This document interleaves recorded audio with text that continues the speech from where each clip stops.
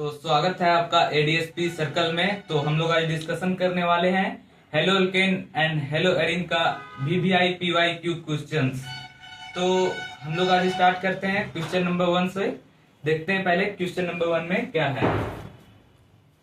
Which of the following reacts faster in SN2 reaction.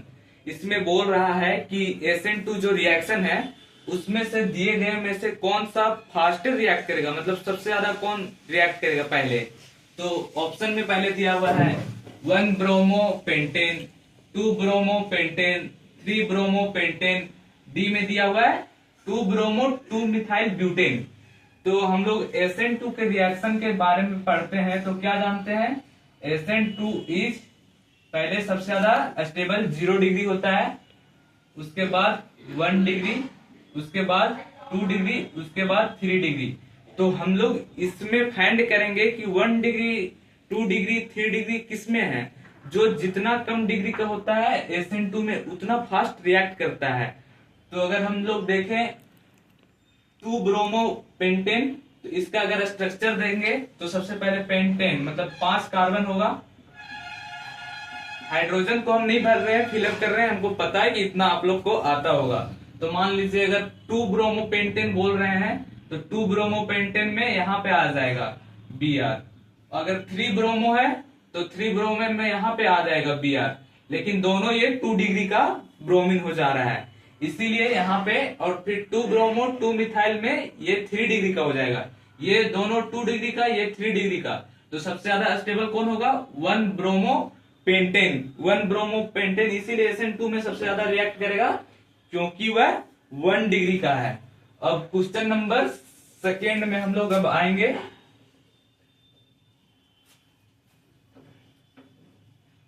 क्या दिया हुआ है, ब्यूटीन दिया हुआ है, ब्यूटीन। उसको रिएक्ट करने कह रहा है पेरोक्साइड HBr। पेरोक्साइड HBr के साथ जब रिएक्शन होता है तो हम लोग क्या पढ़े हैं, एंटी मार्कोनिकॉफ रिएक्शन होता है। जब HBr के साथ होता है तो एंटी मार्कोनिकॉफ होता है। तो एंटी मार्कोनिकॉफ रूल के अनुसार क्या कहता है कि वो कार्बन के पास, जिसके पास ज्यादा हाइड्रोजन होता है उसके पास नेगेटिव पार्ट जाता है, और जिसके पास कम हाइड्रोजन होता है वो पॉजिटिव पार्ट जाता है। तो इसमें ये रिएक्शन में ये बन जाएगा CH3 CH2 CH, इसके पास हाइड्रोजन मिल जाएगा। तो एक इसके पास हाइड्रोजन है तो हाइड्रोजन मिल जाने के कारण इसके पास CH2 हो जाएगा, और इसके पास जो है वो Br मिल जाएगा, ब्रोमीन। क्वेश्चन नंबर 2 का यही आंसर होगा। सिर्फ पेरोक्साइड एंटी मार्कोनिकॉफ HBr में ही काम करता है, इसको आप लोग ध्यान में रखिएगा। तो अब आइए 3rd नंबर क्वेश्चन को हम लोग पढ़ते हैं।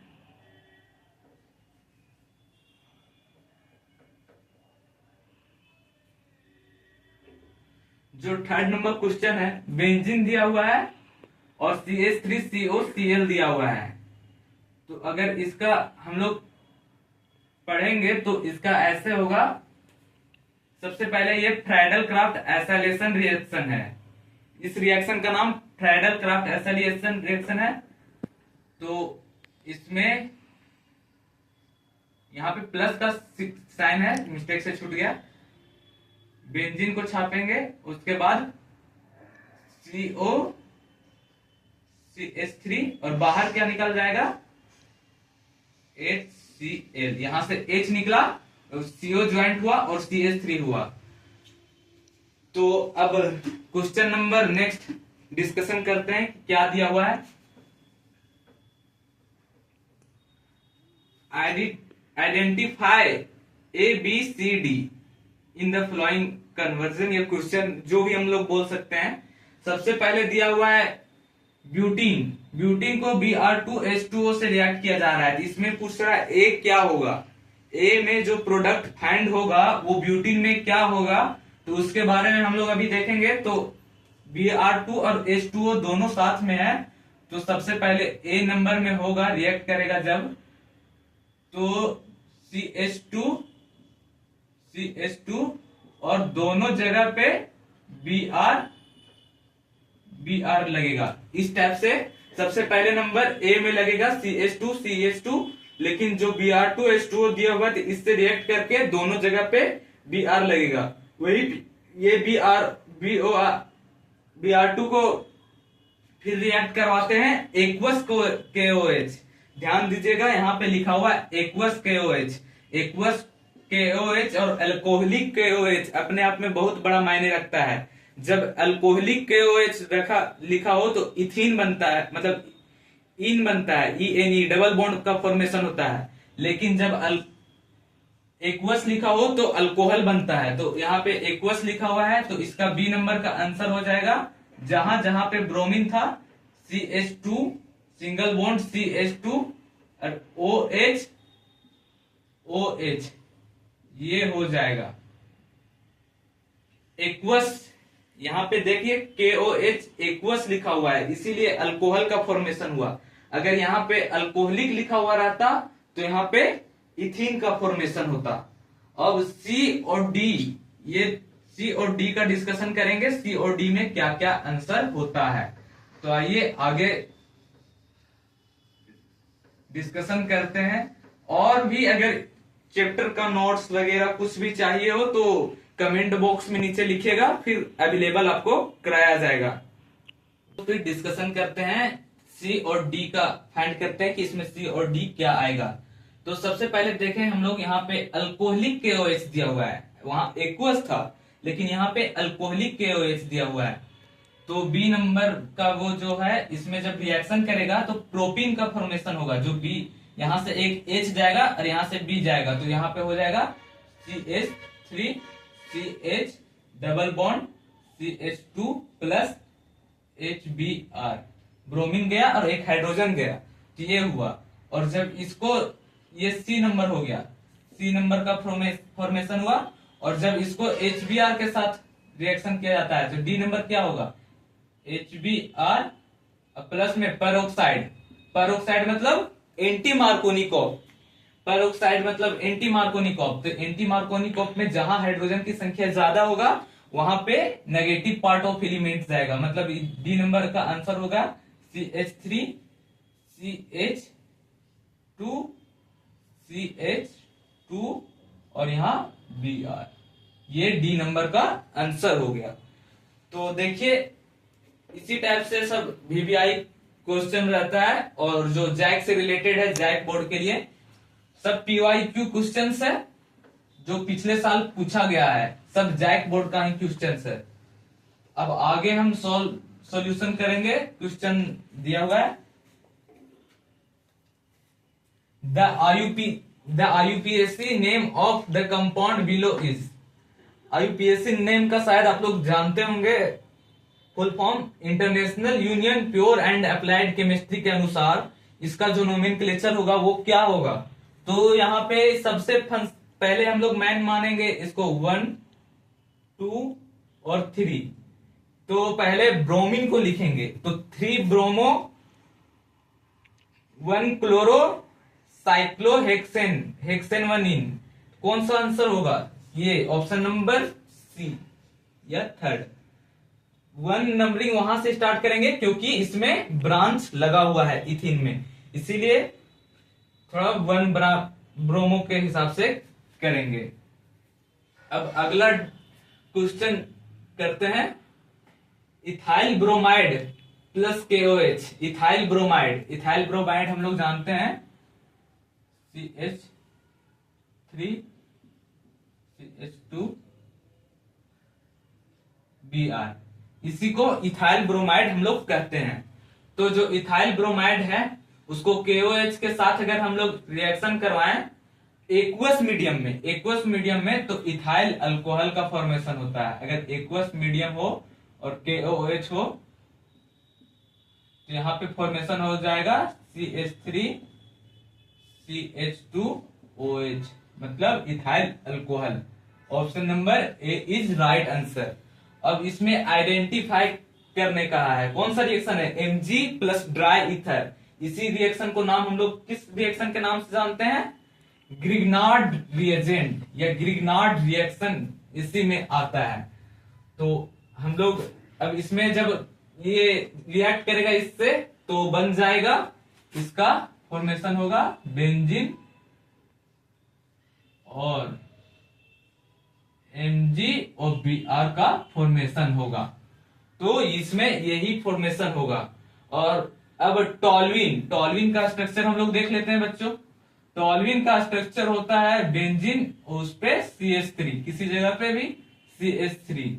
अगर Cl2 और यूवी लाइट के प्रेजेंस में अगर इसका रिएक्शन कराया जाए, Cl2 और यूवी लाइट के रिएक्शन में, इसका कुछ फॉर्मेशन इस टाइप से होगा, CH2 और यहां CH2 में Cl ग्रुप जुटेगा। लेकिन यहाँ पे ऑप्शन इसका दिया ही नहीं है। बेंजीन दिया हुआ है, बेंजल डिहाइड दिया हुआ है, क्लोरोबेंजीन दिया हुआ है, नन ऑफ दिस दिया हुआ है। लेकिन इसका राइट आंसर कौन सा होगा? Option number D, none of this. तो अब अगला रिएक्शन में हम लोग चलते हैं। Convert into methyl alcohol to methyl iodide.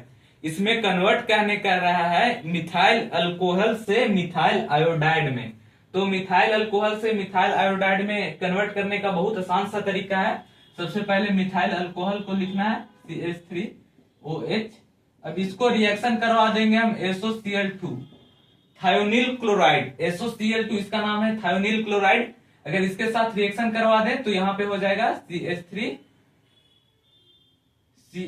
अगर इसको फिंकास्टिन रिएक्शन के साथ अगर हम लोग रिएक्शन करवाते हैं, फिंकास्टिन NaI प्लस NaI और ड्राई एसीटोन के साथ कराते हैं, इसमें जो बनेगा फॉर्मेशन CH3I, मिथाइल आयोडाइड का फॉर्मेशन हो जाएगा। पहले थायोनिल क्लोराइड को अल्कोहल के साथ करवाएं, उसके बाद फिंकास्टिन रिएक्शन करवा दिए, इससे मिथाइल आयोडाइड का फॉर्मेशन हो जाएगा।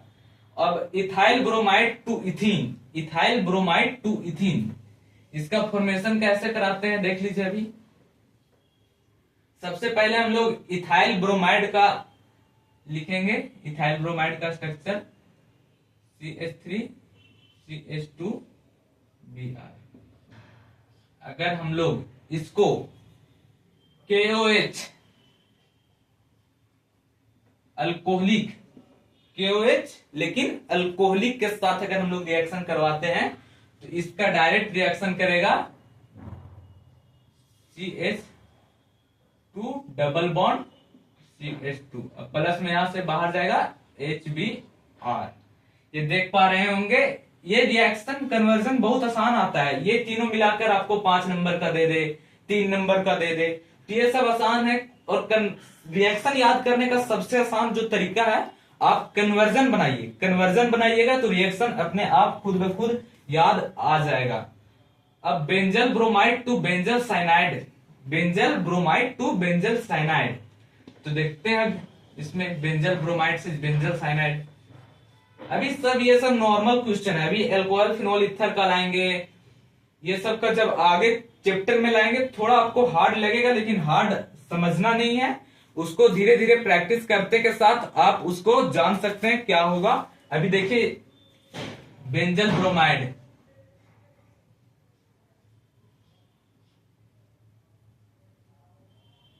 Benzyl bromide to benzyl cyanide यहां लाने का है। इसके लिए आसान रिएक्शन है KCl अल्कोहलिक मीडियम में, अल्कोहलिक मीडियम में KCl अगर हम लोग करते हैं तो डायरेक्ट कोई भी अल्काइल हैलाइड की जगह पे साइनाइड आ जाता है, और यहां से प्लस में KBr बाहर। तो देख लिए ये रिएक्शन कंप्लीट हुआ। अब हम लोग आगे के रिएक्शन में देखते हैं आगे क्या है। तो प्रिडिक्ट द प्रोडक्ट, मतलब प्रोडक्ट क्या बनेगा इसको फाइंड करना है। इसमें दिया CH3CH2Br, मतलब इथाइल ब्रोमाइड को KCl अल्कोहलिक के साथ, अगर इथाइल ब्रोमाइड को KCl अल्कोहलिक के साथ करने का है तो इसका आसान सा रिएक्शन अभी ही ऊपर जस्ट बताएं।